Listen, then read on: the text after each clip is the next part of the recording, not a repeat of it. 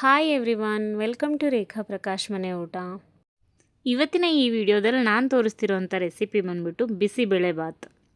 ಬಿಸಿಬೇಳೆಬಾತ್ ಯಾರಿಗೆ ತಾನೇ ಇಷ್ಟ ಇಲ್ಲ? ಸೌತ್ ಇಂಡಿಯನ್ ಫುಡ್ಡಲ್ಲಿ ಟಾಪ್ ನಾಚ್ ಟಿಫನ್ ಅಂತಲೇ ಹೇಳ್ಬೋದು.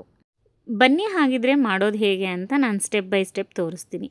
ಇಲ್ಲಿ ನಾನು ಫಸ್ಟ್ ಸ್ಟೆಪ್ಪಲ್ಲಿ ಏನು ಮಾಡಬೇಕು, ಅದಕ್ಕೆ ಏನು ಇಂಗ್ರೀಡಿಯೆಂಟ್ಸ್ ಬೇಕಂತ ತೋರಿಸ್ತಿದ್ದೀನಿ. 3/4 ಕಪ್ಪು ಅಕ್ಕಿ, 3/4 ಕಪ್ಪು ಬೇಳೆ, ಜೊತೆಗೆ ಬೀನ್ಸು, ಕ್ಯಾರೆಟು, ಹಾಗೆ ನವಿಲುಕೋಸು, ಸ್ವಲ್ಪ ಕ್ಯಾಪ್ಸಿಕಮ್ಮು ಮತ್ತು ಹಸಿ ಬಟಾಣಿ ಮತ್ತು ಕಡಲೆಬೀಜ ಸ್ವಲ್ಪ ತೊಗೊಳ್ಳಿ ಸಾಕು, ಮತ್ತು ಒಂದು ಈರುಳ್ಳಿ, ಒಂದು ಟೊಮ್ಯಾಟೊ, ಸ್ವಲ್ಪ ಆಲೂಗಡ್ಡೆ, ಇಷ್ಟನ್ನ ತೊಗೊಂಡಿದ್ದೀನಿ. ಇದು ಮೊದಲನೇ ಸ್ಟೆಪ್ಪಿಗೆ. ಒಗ್ಗರಣೆಗೆ ನಾನು ಆಮೇಲೆ ತೋರಿಸ್ತೀನಿ ಇಂಗ್ರೀಡಿಯೆಂಟ್ಸ್ನ.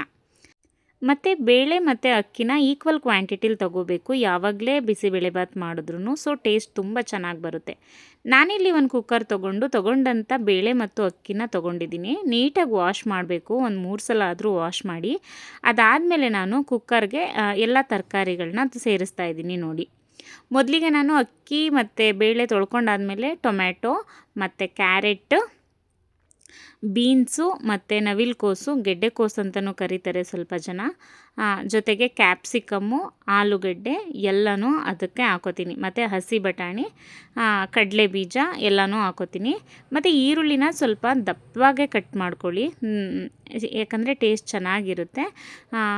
ನಾನಿಲ್ಲಿ ತೋರಿಸ್ತಾ ಇದ್ದೀನಿ ನೋಡಿ, ಈರುಳ್ಳಿನ ಈ ಥರ ಸ್ವಲ್ಪ ದಪ್ಪದಾಗೆ ಕಟ್ ಮಾಡ್ಕೋಬೇಕು. ನಾನು ತೀರಾ ಸಣ್ಣ ಸೈಜಿಗೆ ಕಟ್ ಮಾಡ್ಕೊಂಡಿಲ್ಲ ಈರುಳ್ಳಿ. ಇನ್ಫ್ಯಾಕ್ಟ್ ಇದಕ್ಕಿಂತ ಸ್ವಲ್ಪ ದಪ್ಪ ಕಟ್ ಮಾಡಿಕೊಂಡ್ರೂ ಟೇಸ್ಟ್ ಚೆನ್ನಾಗಿ ಬರುತ್ತೆ, ಏನೂ ಪ್ರಾಬ್ಲಮ್ ಇಲ್ಲ. ಸೊ ಇಲ್ಲಿ ಅಕ್ಕಿ, ಬೇಳೆ, ತರಕಾರಿ ಎಲ್ಲನೂ ಹಾಕ್ಕೊಂಡಾದ್ಮೇಲೆ ನಾನು ಇದೇ ಸ್ಟೇಜಲ್ಲಿ ಉಪ್ಪನ್ನ ಆ್ಯಡ್ ಮಾಡ್ತೀನಿ. ಯಾಕೆ ಅಂದರೆ ಅಕ್ಕಿ, ಬೇಳೆ, ತರಕಾರಿ ಎಲ್ಲ ಚೆನ್ನಾಗಿ ಉಪ್ಪಿಡಿದು ನೀಟಾಗಿ ಬೇಯುತ್ತೆ ಅಂತ. ಉಪ್ಪು ಹಾಕ್ಕೊಂಡಾದ್ಮೇಲೆ ಈಗ ನಾನು 1 ಸ್ಪೂನು ಕುಕ್ಕಿಂಗ್ ಆಯಿಲ್ನ ಆ್ಯಡ್ ಮಾಡ್ಕೋತಾ ಇದ್ದೀನಿ. ನೋಡ್ತಾ ಇದ್ದೀರಾ, ಜಾಸ್ತಿ ಬೇಡ, 1 ಸ್ಪೂನ್ ಹಾಕ್ಕೊಂಡ್ರೆ ಸಾಕಾಗುತ್ತೆ.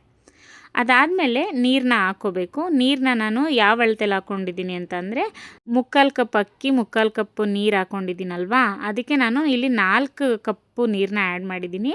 ಇನ್ಫ್ಯಾಕ್ಟ್ ಆಮೇಲೂ ಸ್ವಲ್ಪ ಸೇರಿಸ್ಕೋಬೇಕು. ಸೊ ಆಮೇಲೆ ಇದು ಬೇಯೋಕ್ಕೆ ಇಷ್ಟು ಹಾಕ್ಕೊಂಡ್ರೆ ಸಾಕಾಗುತ್ತೆ. 4 ಕಪ್ ಹಾಕಿದ್ದೀನಿ. ಜೊತೆಗೆ ಚಿಟಿಕೆ ಅರಿಶಿನ ಹಾಕ್ಬಿಟ್ಟು ನೀಟಾಗಿ ಲಿಡ್ ಕ್ಲೋಸ್ ಮಾಡಿಬಿಟ್ಟು 4 ವಿಜಿಲ್ ಬರಿಸ್ಬೇಕು. 4 ವಿಜಿಲ್ ಬಂದು ತಣ್ಣಗಾದ್ಮೇಲೆ ನಾನು ಇಲ್ಲಿ ತೆಗೆದು ತೋರಿಸ್ತಾ ಇದ್ದೀನಿ ಹೇಗೆ ಬೆಂದಿರುತ್ತೆ ಅಕ್ಕಿ, ಬೇಳೆ, ತರಕಾರಿ ಅಂದರೆ ಈ ಥರ ಸಾಫ್ಟಾಗಿ ಬೆಂದಿರುತ್ತೆ.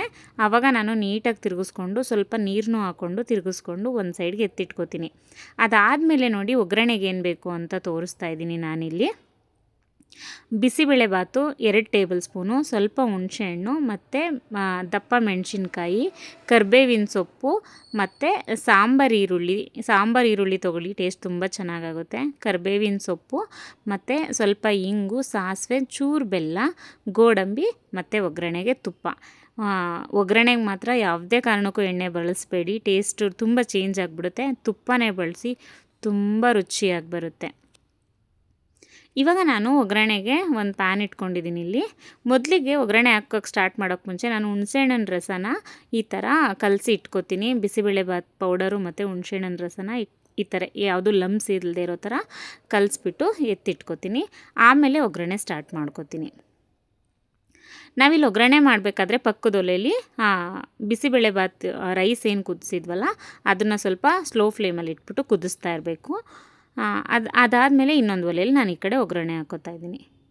ಮೊದಲಿಗೆ ತುಪ್ಪ ಹಾಕ್ಕೊಂಡಿದ್ದೀನಿ. ತುಪ್ಪ ಎಲ್ಲ ನೀಟಾಗಿ ಆದಮೇಲೆ ಸಾಸಿವೆ ಮತ್ತು ಕರಿಬೇವಿನ ಸೊಪ್ಪು ಹಾಕಿದ್ದೀನಿ. ಜೊತೆಗೆ ಸ್ವಲ್ಪ ಹಿಂಗೆ ಹಾಕ್ಕೋಬೇಕು. ಸ್ವಲ್ಪ ಹಿಂಗೆ ಹಾಕ್ಕೊಳ್ಳೋದ್ರಿಂದ ಟೇಸ್ಟ್ ಚೆನ್ನಾಗಿ ಬರುತ್ತೆ. ಅದಾದಮೇಲೆ ಮೆಣಸಿನ್ಕಾಯಿ, ಸಾಂಬಾರು ಈರುಳ್ಳಿ, ಸ್ವಲ್ಪ ಗೋಡಂಬಿ ಇಷ್ಟನ್ನು ಹಾಕ್ಕೊಂಡು ಚೆನ್ನಾಗಿ ಫ್ರೈ ಮಾಡ್ಕೋಬೇಕು. ಆ್ಯಕ್ಚುಲಿ ಸಾಂಬಾರು ಈರುಳ್ಳಿ, ಗೋಡಂಬಿ ಇದೆಲ್ಲ ಹಾಕೋದ್ರಿಂದ ಬಿಸಿಬೇಳೆಬಾತದ ಟೇಸ್ಟ್ ಡಬ್ಬಲಾಗಿ ಎನ್ಹಾನ್ಸ್ ಆಗುತ್ತೆ ಅಂತಲೇ ಹೇಳ್ಬೋದು. ಈರುಳ್ಳಿ, ಗೋಡಂಬಿ ಎಲ್ಲ ನೀಟಾಗಿ ತುಪ್ಪದಲ್ಲಿ ಫ್ರೈ ಆದಮೇಲೆ ನೋಡ್ತಾ ಇದ್ದೀರಲ್ಲ, ನಾನು ಏನು ಮಿಕ್ಸ್ ಮಾಡ್ಕೊಂಡಿದ್ದೆ ಬಿಸಿಬೇಳೆಬಾತ್ ಪೌಡರು ಮತ್ತು ಸ್ವಲ್ಪ ಹುಣಸೆಹಣ್ಣು ಅದನ್ನು ಸೇರಿಸ್ಬಿಟ್ಟು ಚೆನ್ನಾಗಿ ಮಿಕ್ಸ್ ಮಾಡ್ಕೋತೀನಿ. ನೋಡಿ, ಇದು ಇಲ್ಲಿ ಸ್ವಲ್ಪ ಬೇಯಬೇಕು. ಸೊ ಬೇಯಬೇಕಾಗಿರೋದ್ರಿಂದ ನೀಟಾಗಿ ತಿರುಗಿಸ್ಕೊಂಡು ಕುದಿಸ್ಕೊತೀನಿ. ಈ ಥರ ತುಪ್ಪ ಬಿಟ್ಕೊಳ್ಳುತ್ತೆ. ಆವಾಗ ಏನು ಮಾಡ್ತೀನಿ, ಪಕ್ಕದ ಸ್ಟೌವಲ್ಲಿ ಕುದೀತಿದ್ದಂಥ ಈ ಅಕ್ಕಿ, ಬೇಳೆ, ತರಕಾರಿ ಏನು ಕುದಿಸ್ತಿರ್ತೀವಲ್ಲ ಅದನ್ನು ಡೈರೆಕ್ಟಾಗಿ ಈ ಥರ ತಗೊಂಡಿರೋಂಥ ಪ್ಯಾನ್ಗೆ ಸೇರಿಸ್ಕೊತಾ ಇದ್ದೀನಿ. ಸೇರಿಸ್ಕೊಂಡು ಚೆನ್ನಾಗಿ ಮಿಕ್ಸ್ ಮಾಡ್ಕೋಬೇಕು. ಮಿಕ್ಸ್ ಮಾಡ್ಕೊಬಿಟ್ಟು ಲಾಸ್ಟಲ್ಲಿ ಕೊತ್ತಂಬರಿ ಸೊಪ್ಪನ್ನ ಹಾಕ್ಕೋಬೇಕು, ಮೇಲೆ ಸ್ವಲ್ಪ ತುಪ್ಪ, ಇದೆರಡು ಹಾಕ್ಕೊಂಡು ನೀಟಾಗಿ ಮಿಕ್ಸ್ ಕೊಟ್ಟರೆ ಮುಗೀತು. ಬಿಸಿಬೇಳೆಬಾತ್ ಸರ್ವ್ ಮಾಡೋಕ್ಕೆ ರೆಡಿ ಆಗೇ ಬಿಡ್ತು. ಟೇಸ್ಟ್ ವೈಸ್ ಎಷ್ಟು ಚೆನ್ನಾಗಿತ್ತು ಅಂತ ಅಂತೀರಾ, ಸೂಪರಾಗಿತ್ತು ಗೊತ್ತಾ. ಖಾರ ಬೂಂದಿ ಜೊತೆ ಟ್ರೈ ಮಾಡಿ. ಇದಾಗಿತ್ತು ಇವತ್ತಿನ ಸ್ಪೆಷಲ್ ರೆಸಿಪಿ. ಯಾರೆಲ್ಲ ಈ ವಿಡಿಯೋನ ಸಬ್ಸ್ಕ್ರೈಬ್ ಮಾಡ್ಕೊಳ್ದೆಲ್ಲ ನೋಡ್ತಾ ಇದ್ದೀರಾ, ಪ್ಲೀಸ್ ಒಂದು ಸಬ್ಸ್ಕ್ರೈಬ್ ಮಾಡ್ಕೊಂಡು ನೋಡಿ. ಹಾಗೆ ಈ ವಿಡಿಯೋ ನಿಮ್ಗೆ ಇಷ್ಟ ಆಗಿದರೆ ಲೈಕ್ ಮಾಡಿ, ಶೇರ್ ಮಾಡಿ, ಹಾಗೆ ಕಾಮೆಂಟ್ ಮಾಡಿ. ರೆಸಿಪಿನ ನೀವು ಒಂದ್ಸಲ ಟ್ರೈ ಮಾಡಿ, ಖಂಡಿತ ನಿಮಗೂ ಇಷ್ಟ ಆಗುತ್ತೆ. Thank you so much.